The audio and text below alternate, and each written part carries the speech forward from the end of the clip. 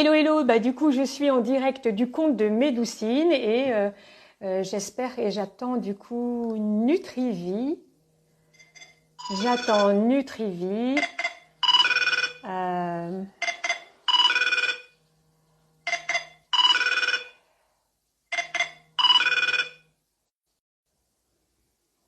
donc voilà, je vois effectivement que je suis effectivement en direct.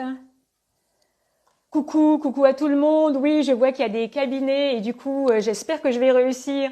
Me voilà du coup avec le compte Médoucine et je vois qu'il y a Nutrivie que je vais accepter maintenant. C'est la première fois que je le fais. Je trouve que c'est super.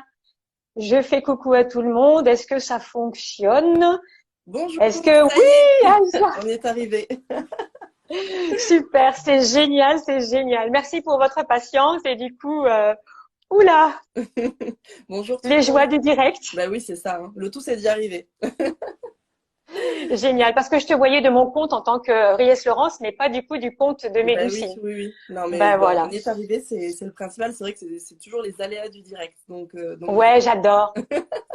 ça met un peu de challenge, un peu de piment. Tout à fait. Entre le stress et la charge mentale, Voilà, exactement. on On y est est. parfaite. Alors du coup, merci Laurence d'avoir accepté notre invitation. Avant de rentrer dans le vif du sujet et de la thématique de ce live, qui est, pour rappel, hein, comment la sophrologie peut aider à gérer le stress et la charge mentale. J'aimerais bien qu'on se présente un petit peu avant pour expliquer pourquoi on est toutes les deux là, et Nutrivie, avec Nutrivie et Médoucine, avant de rentrer dans le vif du sujet. Donc juste rapidement, moi donc je suis Aïssa, directrice marketing de Nutrivie, donc qui est une marque qui distribue, qui fabrique et distribue des compléments alimentaires bio et naturels et fabriqués en France, très très important, avec énormément de valeur et d'éco-conception. Et en fait, on a également énormément de questions via nos consommateurs sur des thématiques du moment, avec justement aujourd'hui dans nos vies actives, notre mental est vraiment sursollicité, que ce soit par des mauvaises nouvelles, par le travail, l'école, etc. Donc il y a vraiment des demandes sur comment on peut gérer au mieux son stress et son sommeil. Et du coup, donc voilà, on s'est rencontré avec Laurence et nous, ça nous intéressait de comprendre comment la sophrologie pouvait aider à cela. Donc je te laisse te présenter Laurence et du coup parler de tout ça. Ben, merci beaucoup Aïssa et puis aussi à Nutrivie qui m'accueille pour me donner la possibilité aussi de partager de ma passion, c'est-à-dire le fait de partager des outils puissants pour se remettre un peu en mouvement et surtout dans son quotidien. Merci aussi à la jeune équipe du réseau Médoucine qui prend soin de nous et surtout le réseau Médoucine qui fait le lien entre nos demandes, nos propositions pour justement aider à réduire la charge mentale plus facilement. Alors, je m'appelle Laurence Ries, je suis sophrologue dans le réseau Médoucine à Paris 15e et je suis somatothérapeute depuis plus de 13 ans, 14 maintenant en fait. Somatothérapeute, soma c'est le corps, thérapeute c'est le soin du corps. J'ai aussi créé un podcast qui s'appelle Allume ta magie. J'adore de m'éclater à partager avec ça. Et l'objectif, en fait, c'est d'avoir une plus grande autonomie dans la gestion du stress, le mental, l'émotionnel, le physique, pour se soulager dans le quotidien. Super, nickel, très clair. Et du coup, Laurence, ma première question serait quels sont les impacts vraiment que le stress Hum, et la charge mentale ont sur nous, sur notre corps, parce qu'on hum. voilà, on se connaît pas si bien que ça et on ne sait pas quel impact ça peut avoir et je pense que ça peut avoir des effets assez dévastateurs. Donc j'aimerais bien que tu puisses nous aider déjà à répondre à cela. Ouais, super. Bah, effectivement, en fait, à notre époque du télétravail, nous là, on est en virtuel. Ouais. Et donc, à notre époque du télétravail, la frontière entre la vie personnelle, la vie professionnelle, entre le lit, le canapé et le salon, la charge mentale ainsi que le stress, elle est très, très importante. Elle est Mhm. beaucoup plus importante, en fait, puisque, du coup, il y a moins de mouvement. Alors, du coup, c'est quoi la charge mentale, en fait? Ça serait intéressant de savoir. En fait, c'est quand le cerveau, il épuise le corps. Je pense trop. Il n'y a plus qu'un faucon.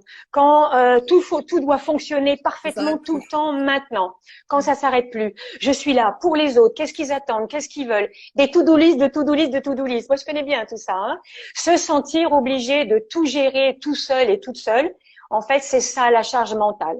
La charge mentale, ça veut dire du coup, c'est une charge au niveau mental, au niveau de l'esprit. C'est quand à un moment donné, le cerveau reçoit une trop grande quantité d'informations du matin au soir, une trop grosse quantité d'obligations du matin au soir. Du coup, ça fait trop de pression, trop de choses à faire, maintenant, là, tout de suite. Imaginez, en fait, c'est comme un petit court-circuit, ça disjoncte au niveau cérébral, au niveau, comme une centrale électrique qui surchauffe. Ça se passerait du coup dans tout le système nerveux central. C'est comme si un peu dans le bureau des commandes, ça pète les plombs. Mais en fait, toute cette pression mentale, ça vient aussi d'une croyance que je suis dans l'obligation d'être performant tout de suite, parfait, maintenant, et c'est mission impossible. De toute façon, c'est mission impossible. Du coup, il y a une espèce de sentiment de frustration, voire d'inquiétude, voire une pression du coup mentale. En plus de tout ça, avec le virtuel, les médias, les sollicitations, le patron, les obligations, la famille, les enfants, j'en passe et des meilleurs. Le cerveau, il n'arrive plus à gérer le surplus, il mouline, ça mouline, ça mouline, ça mouline. Du coup, ça va mettre toute l'énergie dans la tête. Et toute l'énergie du vital du corps va être conditionnée au niveau de la tête. Du coup, toute cette énergie là-haut, je suis privée de mon bon sens. Bien sûr, il y a tout qui circule. Je vais manquer de recul et ça fait une saturation intellectuelle, émotionnelle et sensorielle. Ouais. Du coup, tu demandais les conséquences. Ouais. Je pense qu'il y en a beaucoup et du coup, qui se reconnaissent. oui, c'est pour ça que je fais ce métier aussi. Alors, mais du coup, effectivement, les conséquences du coup de la charge mentale, ça doit vraiment pas du tout être minimisé, surtout avec cette pression. Comme le mental, il mouline. Eh ben, il mouline, il est persuadé qu'il doit tout faire lui toute seule. Du coup, je me coupe de mon ressenti. J'ai pas le temps. Allez, il faut que j'y aille. Je me coupe de mes émotions, même pas peur. Allez, c'est bon, c'est pour les autres, je dois faire. Je reste coincé dans ma tête. Ça tourne en boucle, même pas mal. Allez, c'est parti. Il y a plus qu'un faucon. Alors du coup, résultat, toute cette rumination, et pourquoi je l'ai pas fait, et je devrais y arriver, bien sûr que je vais le rajouter, ça provoque des troubles anxieux. C'est-à-dire, je n'ai plus les limites entre ce que l'on attend de moi, ce que j'attends de moi, mes limites intérieures. Ça peut même amener aussi de la culpabilité. C'est-à-dire, j'aurais dû le faire. Pourquoi j'ai toujours pas fait? Si, je vais le rajouter. Je sais que je pourrais le faire. Mais du coup, ça peut amener même voir des sentiments de honte. Mais je l'ai du coup à la fin de la journée. Ben, je l'ai toujours pas fait. Comment ça se fait? Pourtant, j'ai été dit que je devais le faire. Et du coup, je peux me dire, je suis pas capable, je suis nulle, je suis pas à la hauteur. Ça te transforme en croyance sincère que je me dévalorise, je suis pas capable. Et cette époque que l'on vit, cette époque beaucoup plus virtuelle et résultat rapide court terme, je dois avoir l'info tout de suite et je dois faire tout de suite, c'est comme un formatage. C'est-à-dire, même si la fin de la pandémie, mine de rien, ça nous a révélé plein de choses qui n'étaient pas justes dans ce qu'on vivait à l'époque, avec des surconsommations ou des choses comme ça a remis les choses à zéro. Malgré tout, effectivement, ça a bougé, mais malgré tout, toutes ces personnes qui n'arrivent pas à mettre leur mental en pause, ça met un conditionnement nouveau de notre société actuelle. On doit tout savoir, tout faire rapidement et efficacement. Alors, à la longue, c'est effroyable pour la santé, comme tu as dit tout à l'heure, surtout pour les jeunes, les enfants, ça met une pression permanente dans notre corps et notre mental qui s'appelle le stress. Le stress, c'est pas la même chose que la charge mentale. Le stress, en fait, c'est l'hormone du stress, la cortisol. Je suis sûre que vous en avez tous entendu parler. C'est nécessaire. À la limite, c'est un copain, le stress, parce que c'est nécessaire à notre survie. Ça nous permet de pouvoir agir en totale sécurité. Ça nous met un petit coup de boost dans notre cerveau. Attention, protection. Et surtout, le stress, il est là pour nous aider, justement, face à cette surcharge. Le stress aussi, j'ai appris il n'y a pas très longtemps que le stress, l'hormone du stress, c'est anti-inflammatoire. Donc, si c'est anti-feu, ça veut dire, OK, je tiens, je peux tenir plus longtemps. Et même si le stress, en fait, c'est un ami parce qu'il nous dit attention, danger, attention, fais gaffe, occupe-toi de moi, regarde nos limites. Ben, au bout d'un moment, si je suis bloquée dans ma tête, je peux pas voir que mon corps, il peut pas suivre. Alors du coup, trop de cortisol dans l'amygdale du cerveau, hein, c'est pas l'amygdale là, c'est l'amygdale du cerveau. C'est le siège aussi de nos mémoires, mais aussi le siège de la peur. Je ne peux pas assurer. Alors, ça ralentit l'activité du cerveau du préfrontal, la raison, l'intelligence. C'est particulièrement nocif pour le bon développement du cerveau des enfants, des adolescents. Je suis un robot. Trop de stress, ça peut devenir chronique, c'est-à-dire qu'au bout d'un moment, ok, ma tête, mon cœur, eh bien, ça amène dans le corps physique un épuisement psychique, un épuisement physique au niveau de la charge mentale. Ben, surtout si je bouge pas assez. Si je bouge pas assez, je vais avoir les petites douleurs qui vont arriver, qui vont dire eh oh, occupe-toi de moi. Mais au bout d'un moment, s'il m'envoie des douleurs plus grosses, c'est que il m'envoie des douleurs pour des bonnes raisons. Ça peut aller jusqu'à des douleurs psychosomatiques, quand le soma, le corps, il tique. J'aime bien cette expression-là. Mais aussi des douleurs au niveau des articulations. J'ai les articulations sèches. Ça gratte, ça coince. Des échauffements, des coups de feu.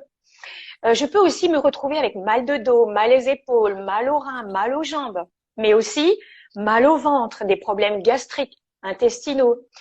Je suis en apnée. J'étouffe. J'ai tout fait pour toi, comme il a dit Jacques Salomé. Je fais tout pour les autres. J'étouffe. Et ça peut amener aussi des migraines. Je me prends la tête, trop dans ma tête. Et ça peut avoir aussi des répercussions quand je vis une journée comme ça tout le temps. De l'insomnie, bah oui. Comme le sommeil, il n'est pas suffisamment réparateur, ça me réveille la nuit. Ma tête, elle me dit, il y a besoin de faire ça. Alors après ma tête et mon corps, ça va faire des impacts au niveau émotionnel et relationnel, puisque je me sens nulle, je me sens débile, je me sens pas à la hauteur, j'ai encore pas réussi à faire ça, je me dispute, je me culpabilise. En fait, le fait d'être coupé dans mon cœur, bloqué dans ma tête, je suis coupée du discernement nécessaire pour savoir et sentir ce qui est bon pour moi dans mon petit cœur. Et dans le troublion de mes pensées, là-haut, là, dans toutes mes obligations de je dois, il faut, il n'y a plus qu'à faucon, je peux même sentir un petit peu agressif. Eh ouais, un peu d'agressivité, un peu d'irritabilité. Bah oui, c'est trop, c'est trop. Et du coup, une perte de dialogue dans le respect de l'un et de l'autre, même avec moi. Ça peut être aussi aller jusqu'à, c'est tellement trop, je me sens épuisée, figée. Je peux même aller dans l'évitement. Et le syndrome de la cabane, en fait, l'état de tristesse générale, je peux plus bouger. Ça peut aller du coup, je peux plus être en contact avec les autres, je suis plus en contact en moi. J'ai des clients qui me disent j'ai comme un vide intérieur, je me sens vide, j'ai l'impression qu'il n'y a plus personne à l'intérieur. Mais parce que c'est trop sursollicité à l'extérieur. C'est ça, en fait, le travail à faire. Alors, évidemment, des troubles anxieux, généralisés, voire des phobies. J'ai des psychiatres qui m'envoient et des psychologues qui m'envoient justement des personnes pour arriver à changer la donne. Mais évidemment, j'ai vu s'augmenter des troubles de dépendance à des substances, de dépendance affective, de sucre, d'alcool et de tabac, des troubles sexuels jusqu'au burn-out. En fait, la surcharge mentale, le stress associé, c'est comme si on était prisonnier dans un système. On n'est pas des superwoman, on n'est pas des superman qui doivent assurer tout le temps, partout, tout le temps. En tout cas, ça ne doit pas être à notre détriment. Et c'est ça, en fait. C'est le fait que on peut pas non plus c'est important de sentir que si vous êtes en train d'écouter là maintenant, c'est que vous avez peut-être déjà essayé des choses, en fait, pour ceux qui nous écoutent, et que vous êtes avec une envie de produits ou de techniques, de méthodes, évidemment. On peut aussi essayer, mais c'est un moment aussi important de ressentir quand est-ce que j'ai besoin de consulter et même que c'est possible de renverser la pression. Et moi, j'adore l'outil de la sophrologie. C'est fou, parce qu'on ne se rend pas compte à quel point ça peut avoir des effets sur la confiance en soi, comme tu disais, l'anxiété, troubles du sommeil, etc. C'est fou.